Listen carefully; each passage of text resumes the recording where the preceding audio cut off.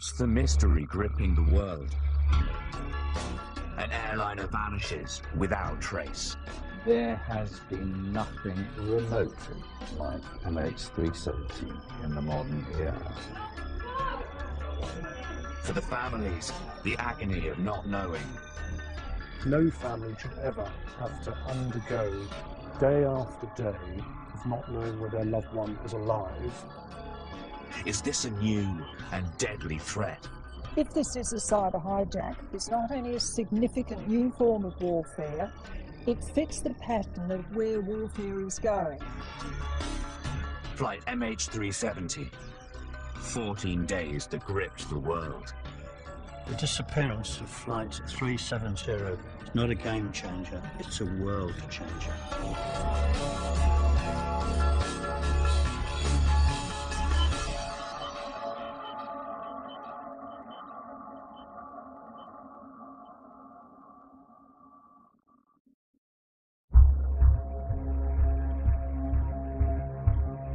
It's 14 days since Malaysia Airlines flight MH370 disappeared. What could be the most significant breakthrough so far came 48 hours ago from the search operation in Australia. The Australian Maritime Safety Authority has received information based on satellite imagery of objects possibly related to the search. Following specialist analysis of this satellite imagery, 2 possible objects related to the search have been identified. Search planes and ships are now in the area where the satellites picked up the image. It's over 1,500 miles from Perth. The hope is this is the answer. A modern airline has never gone missing for this long before. It's causing a lot of speculation. It's causing a lot of opinion to be generated. I think the riddle of flight MH370 is one that will continue until we find the remains of the aircraft. The mystery begins after midnight on March the 8th. MH370 leaves Kuala Lumpur for Beijing. The crew settle down for the 6-hour journey as passengers doze, getting what rest they can. An hour later, as it leaves Malaysian airspace, the co-pilot tells air traffic control, "All right, good night." These are the last words anyone heard from the 239 people on board. Minutes later, it vanishes.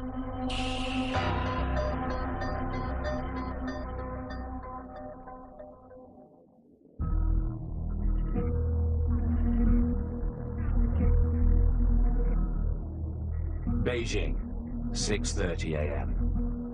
Relatives and friends gather to meet the flight. They are told only that the plane has been delayed. But it fast becomes apparent this is much more serious. People are taken to a city hotel, but they still don't know what's going on. Nobody has told us anything. Nobody talks to us except volunteers and hotel staff. Finally, their worst fears confirmed. Malaysia Airlines confirmed that this flight MH370 lost contact with Subang Air Traffic Control. Officials have no idea where the plane is. We do not have any findings at this point in time. The search and rescue team has started since morning. Everyone is putting in an effort, and yet we have not found any wreckage, no wreckage whatsoever. As Malaysia wakes up to the news, people gather in Kuala Lumpur Airport, desperate to learn the fate of friends and family, but nothing is forthcoming.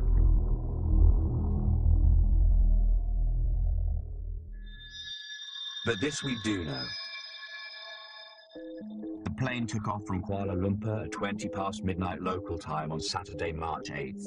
due to arrive in Beijing just over 6 hours later at 6:30 a.m. At 1:19, the final good night transmission to Malaysian air traffic control. Less than 10 minutes later, 1:30 in the morning, it disappears from air traffic control radar.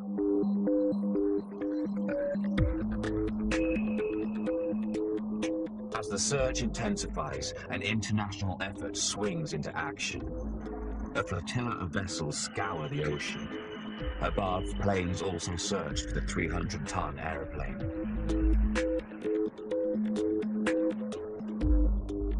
The US 7th Fleet joins in, aware time is running out. As every hour goes by, the search area gets bigger and bigger. A person can survive in the water for at least 72 hours due to sheer willpower. After that, the chances of survival get less and less, and that's what we're concerned with right now. Despite their best efforts, nothing. There are reports an oil rig worker sees a fireball in the sky near where the flight disappeared. The Malaysian Air Force pick up an unidentified radar signal. An oil slick is spotted off the coast of Vietnam. Analysis later proves it came from a ship. Then a promising breakthrough. What appears to be a door floating in the water.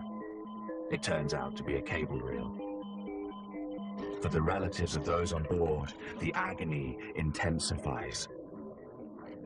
We have communicated to the family members that after more than 30 hours without any contact with the aircraft, we believe that the family members should prepare themselves for the worst. And as each day goes by, without knowing what happened to their loved ones, the sense of loss only gets worse. After 7 days of not locating the aircraft, it's unprecedented in civil aviation history. Then, a startling announcement. Investigators are certain whatever happened to the plane was not an accident. These movements are consistent with deliberate action by someone on the plane. Shortly after MH370 loses contact, Malaysian military radar observes it taking a sharp left turn to the west, later confirmed by the Thai military. Even more startling is the news a satellite was still picking up signals from the aircraft a full 7 hours after it went missing.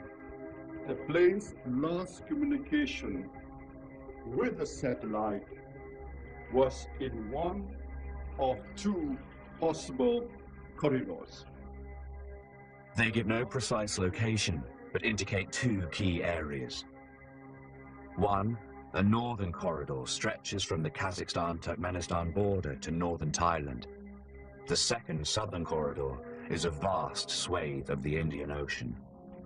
The Malaysian authorities have refocused their investigation into the crew and passengers on board. Despite media reports that the plane was hijacked, I wish to be very clear. We are still investigating all possibilities as to what caused MH370 to deviate from its original flight path. One suspicion is the plane has been commandeered or hijacked. If we go back to sort of the Cuban hijack style, the Arab gunmen hijacked in the 70s, we kind of think that's a phase of terrorism that's behind us, but it's never really gone away. This could be a change in tactic from the terrorists. It could be a classic hijack, we just don't know. Another possibility is pilot suicide. There'll be psychological profiling of the crew carried out by experts looking into their background. They'll be looking at their political, family, social, financial religious, every area of their lives we looked at. An emergency could have forced the crew to head for the nearest airport. A catastrophic failure would be something that none of the flight deck had experienced before. I think the flight crew probably made a valiant effort to get the aeroplane onto a new course to safety. Whatever happened, attention at this point is on the crew. Were they heroes or villains? The captain was a grandfather who loved his job. His co-pilot was about to propose to his girlfriend, also a pilot. The question is there something extraordinary that has actually gone wrong with the crew? Has something affected them in some way? And therefore this was not actually malign intent? We're really rather stuffed for a motive. So yeah, say the pilots are in the spotlight if you like. Personally, what I'd say is that everything's in the spotlight. And that spotlight is turned on 3 million square miles. A vast expanse in which to try and find something, even when it's the size of an airliner. The Boeing 777 is the world's largest twin-engine passenger jet. It entered commercial service in 1995.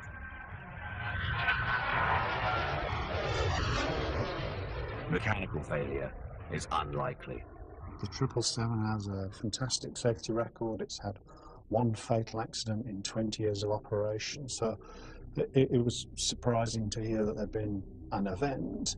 I was not surprised that there were no initial reports that confirmed what that event was, but as the days went on, then that does become surprising that there's nothing at all.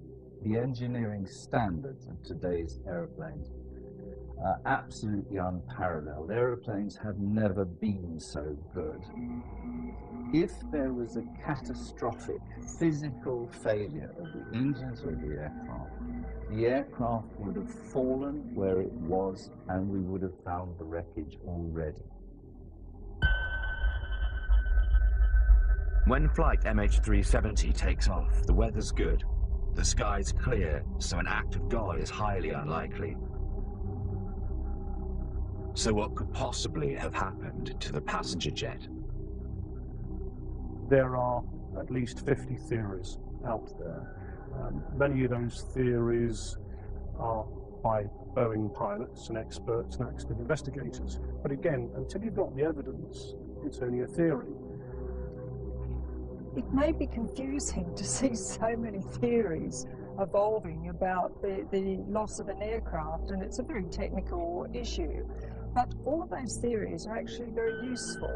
And it's not conspiracy theory, but all of the side theories might put light on an unusual situation. So the forensic scientists who've got very open minds have to incorporate everything that's sort of coming out.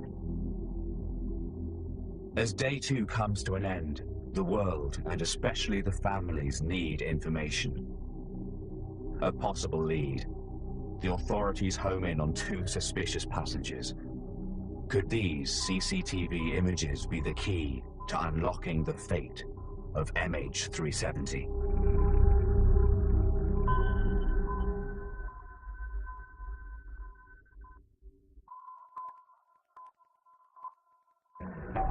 In the aftermath of the disappearance of flight MH370, people fear the worst. A hijack in this day and age really is of no surprise to the aviation security community.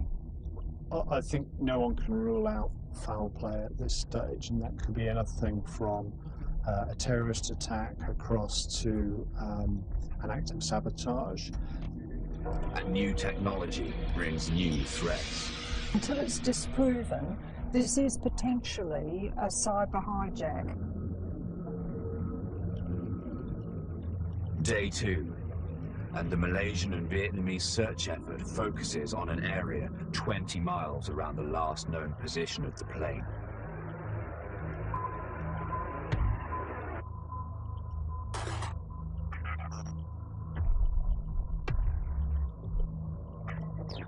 Investigators remain baffled how a 300-ton passenger plane could disappear so suddenly with no distress call from the pilot. There is nothing in aviation's history that is quite like this. We have no answers, so we are completely in the dark.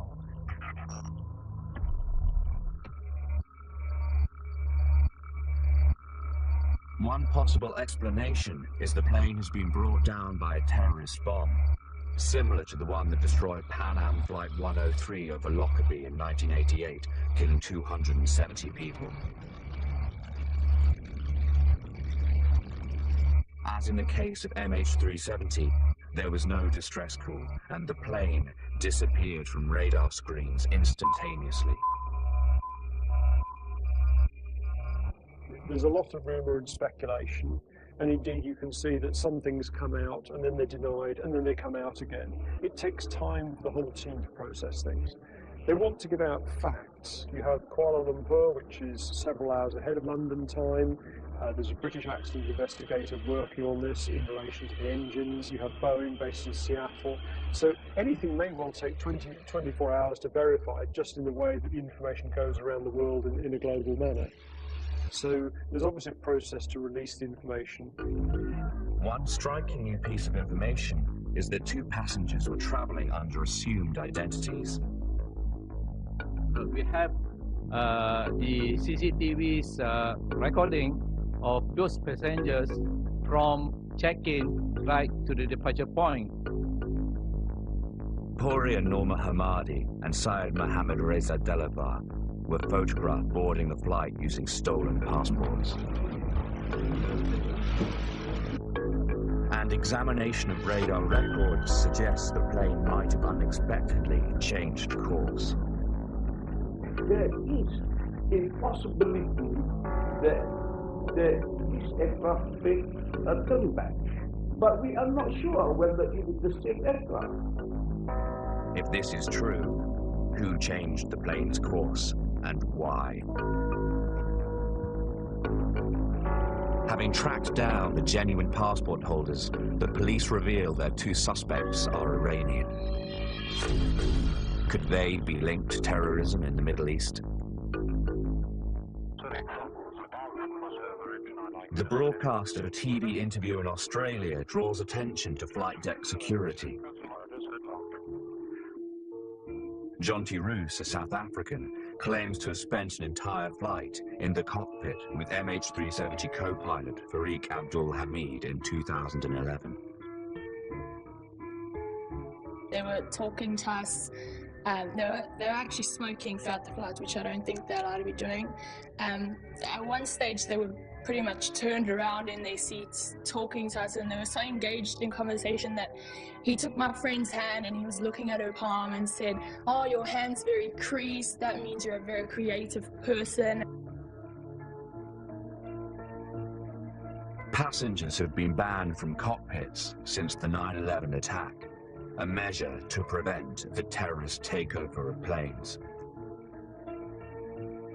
I think it's highly likely a hijack took place. And again, there's four options for the hijack. One is a hijack of the aircraft through a crew member. The second option was a hijack coming from a passenger. A third option, which is a fairly unusual one, would be a stowaway. Then, of course, the fourth option is an electronic takeover of the aircraft from a ground-based station. But then a surprise announcement. The Malaysian police declare one of the men was seeking asylum in Europe. We believe that he is not likely to be a member of any terrorist group, and we believe that he is trying to migrate to Germany. In the absence of hard facts, new theories emerge. From the plane being accidentally shot down by the military to cyber terrorism. The cyber attack would be a highly sophisticated attack which at the moment would seem the most unlikely, but that's only because we haven't seen it before. The day before 9/11, we never would have imagined that an aircraft would have been used effectively as a cruise missile to attack New York and Washington. But of course that happened. So that possibility cannot be ruled out. And nor can the possibility of one of the crew members, for whatever reason, taking over the aircraft. According to this theory, the plane's main computer network could be accessed and compromised via a mobile phone app or a USB connection in the flight entertainment system. This is potentially a cyber hijack where the use of a computer to actually simulate the pilot's activities has taken that plane off course and actually controlled every action of that plane, and potentially may have lost the plane or could have landed the plane. A cyber hijack really is a new form of warfare, and it's taking us into cyberspace where actually all forms of warfare are now concentrating on. Day 6. And a report from the Wall Street Journal reveals startling new evidence.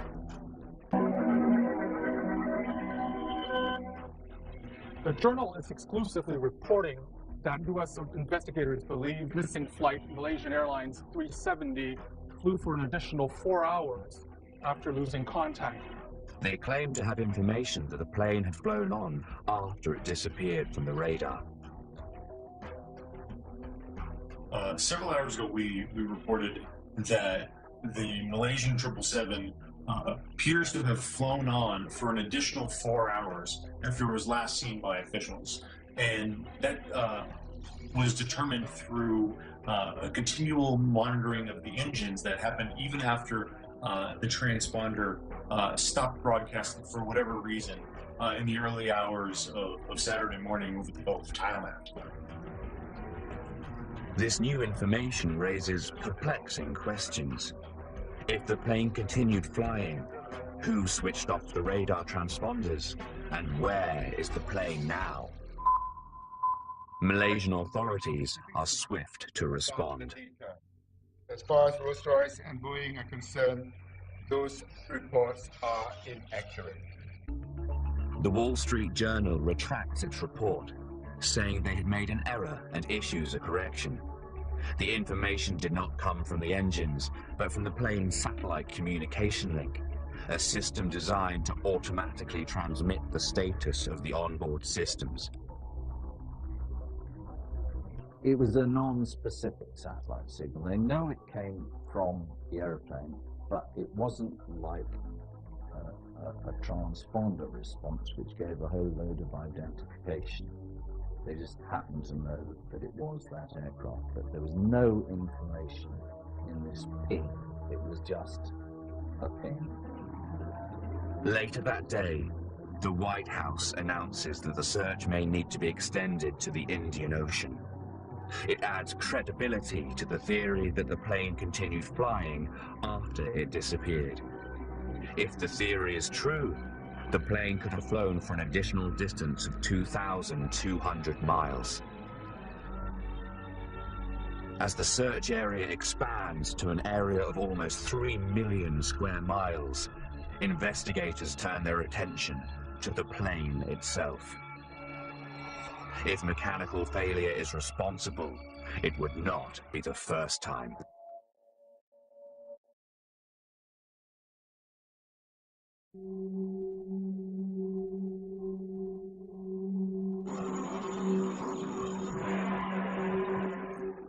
It's been 7 days since Malaysia Airlines flight MH370 mysteriously disappeared in mid-air. Planes and ships scour the ocean, but find nothing,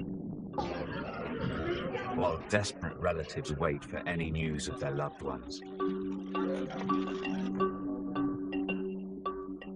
As the likelihood of an act of terrorism appears to lessen, the focus of the investigators turns to mechanical failure. If the plane did turn back, this could be the reason why. but on the surface of it, this doesn't seem likely. The safety record of the 777 for this generation of aeroplane is superb.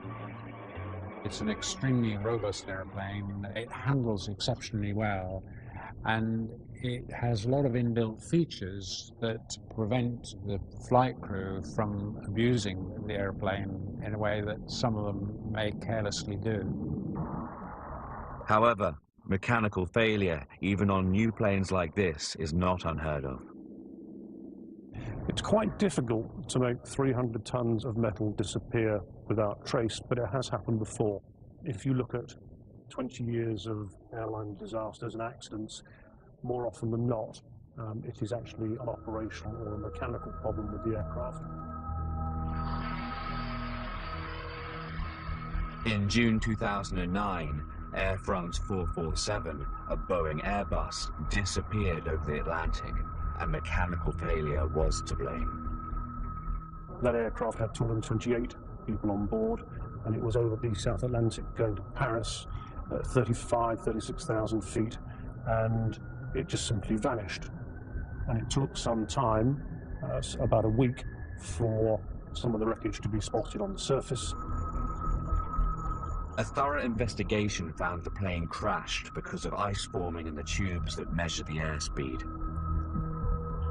This caused the autopilot to disconnect, and a sudden reduction in lift which the pilots were unable to correct. In this case, they failed to respond to mechanical failure as they should. Could the same have happened with flight MH370? There are a lot of comparisons that can be made with the Air France 447 accident. The circumstances, you can make comparisons, but that doesn't necessarily mean the cause is going to turn out to be the same. The number of possibilities for what can go wrong with an aeroplane are so many, we're in the realms of hundreds. Most of them are incredibly improbable. At the moment, when that aircraft went missing, we had no indication of any malfunction whatsoever. I think the starting point is, in accidents like this, it is usually a chain of causes. The Boeing 777 has had some problems in the past. You may remember the British Airways Flight 38 Boeing 777 that crash landed at Heathrow in 2008. That was due to problems with the fuel system and the fuel freezing. After that, the fuel system was redesigned in part, and so hopefully that is no longer a problem.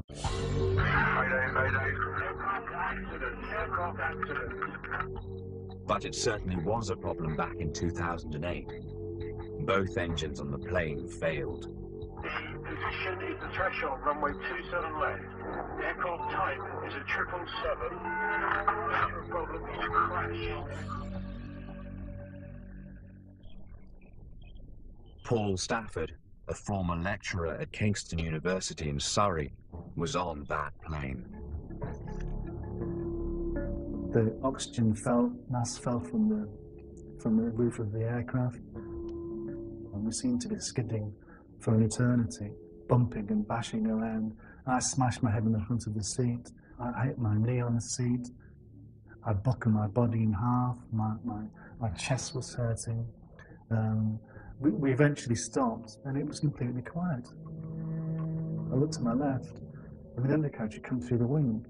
And at that point, the captain did say, "Evacuate, evacuate." And that's the first time, the first moment I realised how serious it had been.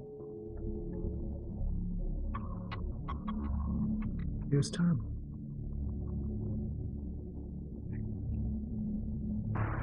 The BA flight had suffered total engine failure. But even if this had happened to the missing Malaysian plane, at 30,000 feet it would have been able to glide for about 20 minutes, allowing plenty of time for the pilot to make an emergency call.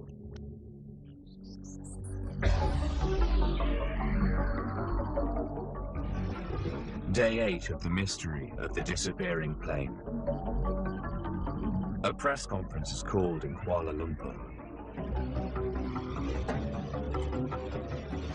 Now the Malaysian Prime Minister, Najib Razak, makes a dramatic announcement.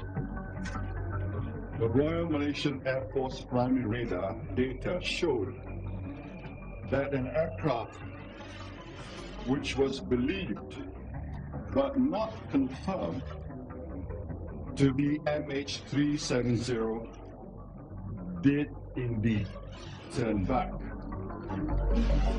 So for the first time, the Malaysian authorities formally announced the plane does seem to have diverted from its planned route over the Gulf of Thailand and headed west, back over the Malaysian peninsula.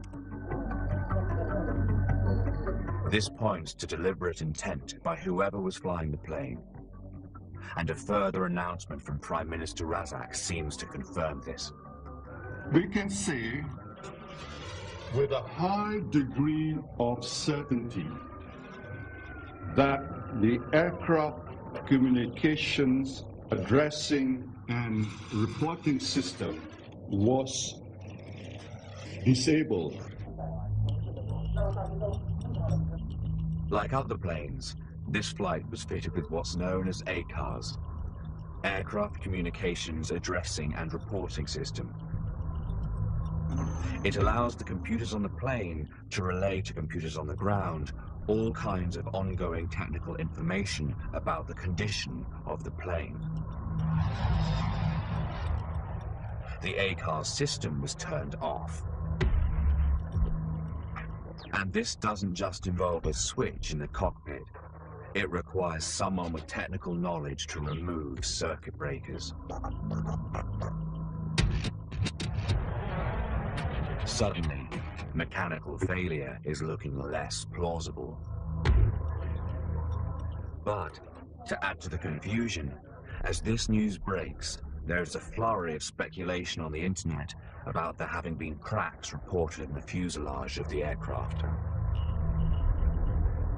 There have been some recent airworthiness directives, which are safety directives made by the regulators in America, that refer to the fuselage of the Boeing 777, and in particular to the structural integrity of certain parts.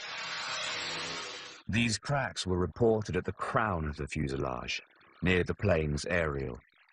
Could the cracks have led to a decompression of the aircraft, rendering passengers and crew unconscious, or even its sudden breakup? No, that it's a coincidence. Airworthiness directives are issued all the time, literally daily.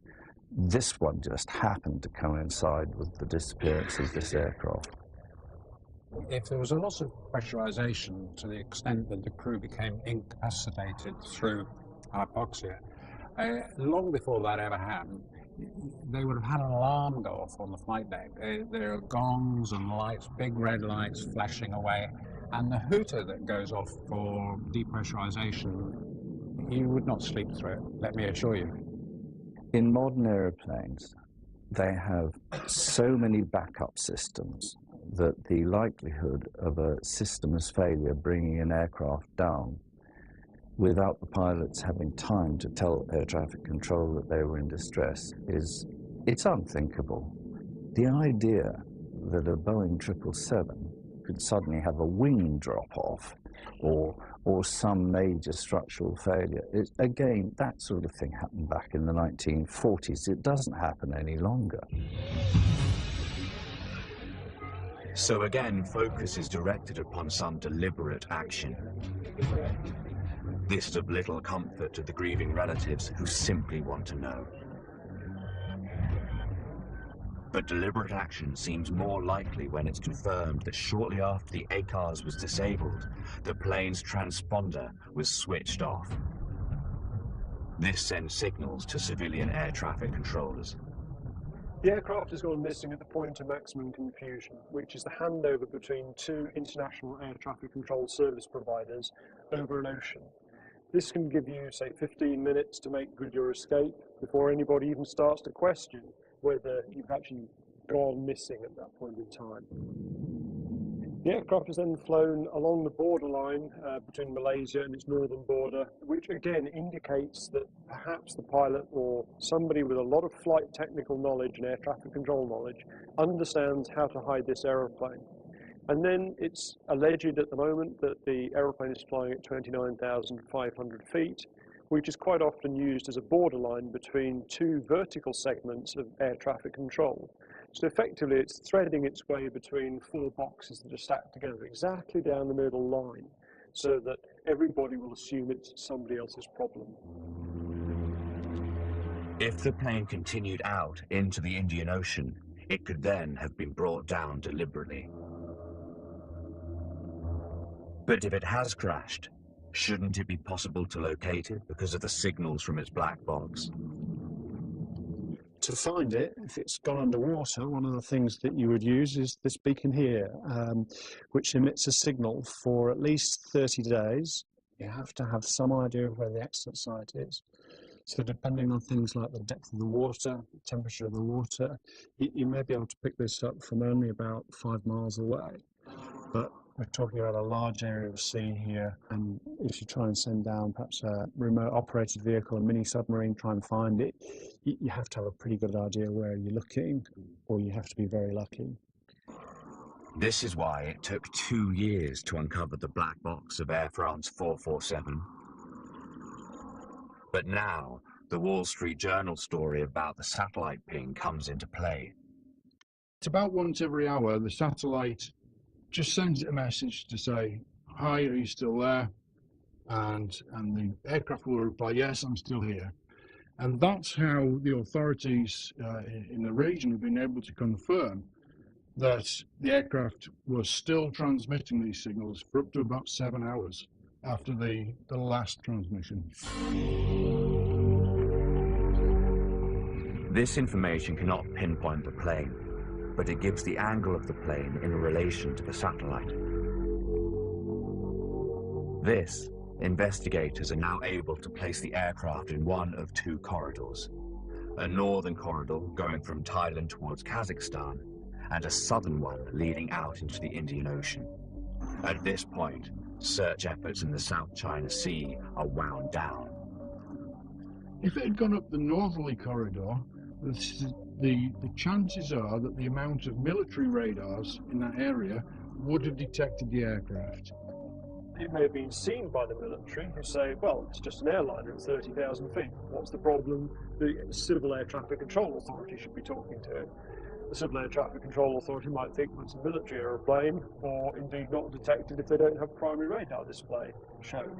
So it's quite possible to progress through some of these countries without actually alerting suspicion.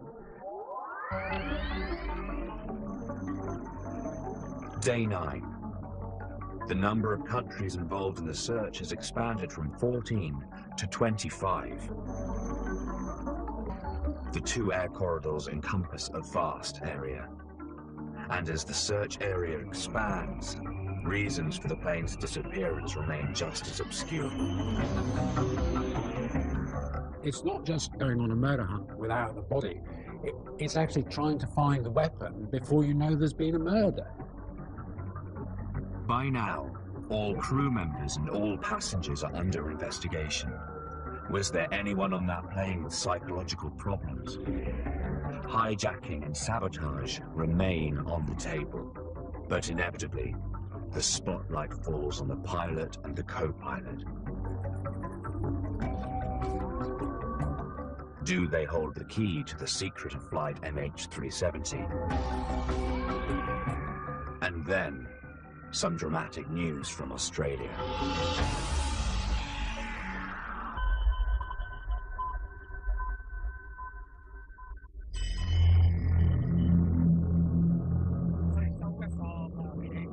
Day 13, and in the biggest search in aviation history, there is a major development. A potentially important sighting of two objects are picked up by satellite 1,500 miles off the southwest coast of Perth, Australia. It's very close to the predicted southern flight corridor, and that, I suppose, reinforces our suspicion that just maybe this is the first tangible evidence that we've got. But if it is the missing plane, how did it get there, and why? The Malaysian authorities have confirmed that the plane's tracking devices and communication systems had been deliberately disabled, shifting the focus of the investigation onto the pilots. These are the last CCTV images of the captain and co-pilot as they go through airport security before boarding flight MH370. They're looking into the background of the pilots and the daily life of the pilots to find out whether there might have been any reason for psychological instability. The investigators will be calling on specialist psychologists to undertake this type of work, who both understand the local culture as well as the psychological implications. So a lot of background data gathering will be going on, lots of people will be being interviewed, and they obviously want to focus on those with technical knowledge or those who've been picking up technical knowledge over the last few months. A veteran pilot, Captain Zahari Ahmad Shah, joined Malaysia Airlines in 1981. Married with 3 grown-up children, he was renowned for his professionalism. He was one of the original 777 fleet captains. You know, he's a great guy, you know, just a great pilot. You know, I think it attests to his experience. It was 18,000 hours of flying, great career. This is a YouTube video that I made as a community service. An aviation fanatic, he had even built a flight simulator in his home which mirrored the setup of the Boeing 777 he was piloting. This quickly caught the attention of the Malaysian authorities. We took possession of a simulator, of a flight simulator, and we have dismantled it from the home, and we have assembled it at our office, and we are getting experts to look at it now. Having checked and fixed the leakage. It's revealed that data on that simulator had been deleted before the captain took control of the flight. When files are deleted from a simulator, it may mean that the size of the files is so large that one cleans the system as one goes. But the authorities are getting those files unlocked, they will undelete them, and that may take a little time. But forensically, that is going to be very exciting for the investigation, because it may show exactly the types of very innocent assessments that that pilot was doing, or it may show an intention, for a psychological reason perhaps, to create this different pathway that this plane has gone. The pilot's political beliefs are also under scrutiny. On Monday, it is revealed he was a public supporter of Malaysian opposition leader Anwar Ibrahim, who was given a jail sentence just hours before the plane disappeared. Perhaps they have a theory that, you know, he was very, very depressed and therefore he caused the aircraft to crash. That might be one theory. And so they might be trying to ascertain, was he really depressed at the time, and what would be reasons that would be causing him to want to take his life. The state of mind of the co-pilot is also being investigated. Doubt was cast on his character when it was revealed that he had broken flight rules by inviting 2 women into the cockpit during a flight in 2011. The areas that are going to be looked at is the sort of almost the roguish nature of the first officer that's being portrayed in the press in terms of, you know, his affairs with girls and things like that. But I think that will turn out just to be a young man with normal desires. And on Monday, there is further news on the co-pilot. The initial investigation indicated it was the co-pilot who basically spoke the last time it was recorded on tape. But his cockpit sign-off, "All right, good night," was not the recognized air drill and has raised suspicions. The goodbye by the co-pilot was an unusually casual one.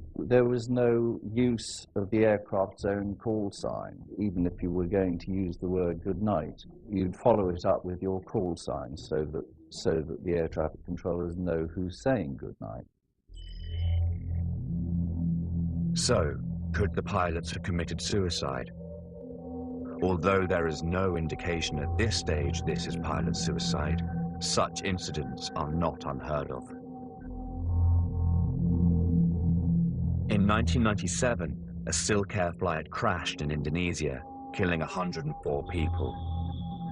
US investigators said the pilot had probably crashed the jet on purpose. The US findings contradicted an Indonesian investigation which rejected suicide theory. And in 1999, 217 people died when an Egypt Air flight from New York crashed into the Atlantic Ocean. Again, US investigators concluded pilot suicide, but the Egyptian investigators have consistently disputed this. The physical evidence that was available to the investigators included the fact that there was only one pilot's DNA on the flight deck. The flight deck door was locked at the time of the accident. The other pilot's DNA was on the far side of the cockpit door, as was the fire axe. But did the pilots commandeer the plane with evil intent, or were they undertaking a desperate effort to preserve the lives of the passengers on board? Has something affected them in some way? And therefore, this was not actually malign intent. You know, do we know it's malign intent? No, we don't. With his character and what we knew of him, it just wouldn't make any sense that he would have anything to do with any sort of deliberate action on his part. I believe at that stage there was some form of catastrophic failure on the aeroplane, either a decompression or perhaps an electrical fire which incapacitated the flight crew. I think the flight crew probably made a valiant effort to get the aeroplane onto a new course to safety. Whatever his attempts were, I believe that he probably lost consciousness before he could carry them out successfully, and the rest of the flight was carried out on autopilot, with the autopilot functioning as it would without any form of monitoring. Day 10, and the search focus moves from the northern corridor to the southern Indian Ocean, one of the remotest places on Earth. The theory to do with no passengers being able to communicate out from the aeroplane tends to indicate that it may have crashed in the sea. And if it was going to be a deliberate act by anybody on board the aeroplane to crash the aeroplane in the sea, then you would choose to put it as far into the Indian Ocean as you could possibly get. With the dramatic news that 2 objects have been picked up by radar off the southwest coast of Perth, Australia, 4 long-range surveillance planes are immediately scrambled to search the area where the objects were spotted. Could these images be the key to unlocking the mystery that for the last 14 days has gripped the world? The fate of MH370 has become one of the most perplexing aviation mysteries of modern times. Another day of searching reveals nothing, and as it continues, confidence in aircraft safety is being tested. Every bit of information that's coming out is going to make aviation safer, but it's important that this time of uncertainty is closed down very quickly, and we're not waiting for several years for a plane to be brought out from under the ocean.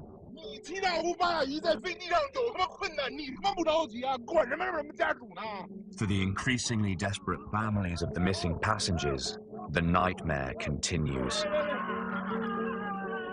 Their distress increasing with each passing day. As the mystery of flight MH370 continues, one thing is for sure: the aviation industry